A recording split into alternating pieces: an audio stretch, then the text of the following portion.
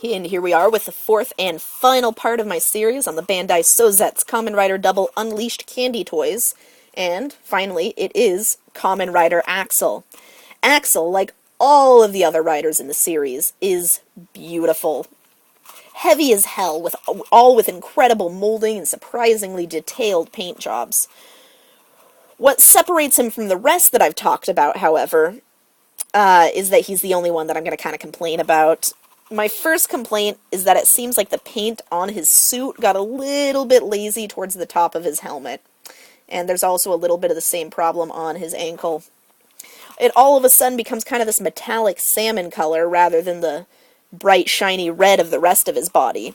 I don't have another one of this figure, otherwise I would be able to judge if it's a one-time mistake on the one I have, or if it's a defect spanning across all of the Accels in the series. But I'm assuming it's a one-time mistake on mine only. My other complaint is his driver, and the complaint is about to be illustrated pretty well. Unlike the others that came in the series, this one came in a separate piece from his belt, so it comes off really easily. It actually totally came off in my hand while I was talking about his helmet, so we'll push it back on. It's just really fragile, really poorly put together. I'm figuring a little bit of model glue would totally fix the problem, though. I just haven't had a chance to get around to it because I'm a little bit lazy. I have seriously nearly lost his driver like 50 times, though. Unlike the others, he is really very pretty, and his compound eyes effect, we can get that to stand out. It even has the wheel motif in it. Really, really pretty. And we'll get some more looks at the molding, the grill on his chest plate, the insignia, the wheels on his feet. You can kind of see the salmon color that I was complaining about there.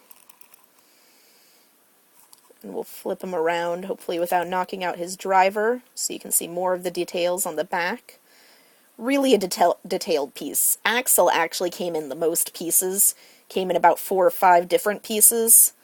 So he really, really formed together well, and really, really just a pretty toy. And my personal favorite part about Accel is that since his hand does come out, and since it also happens to match the mold of New Den-O, you can do this. Yeah, hand out. You can see that the mold is just a little stick.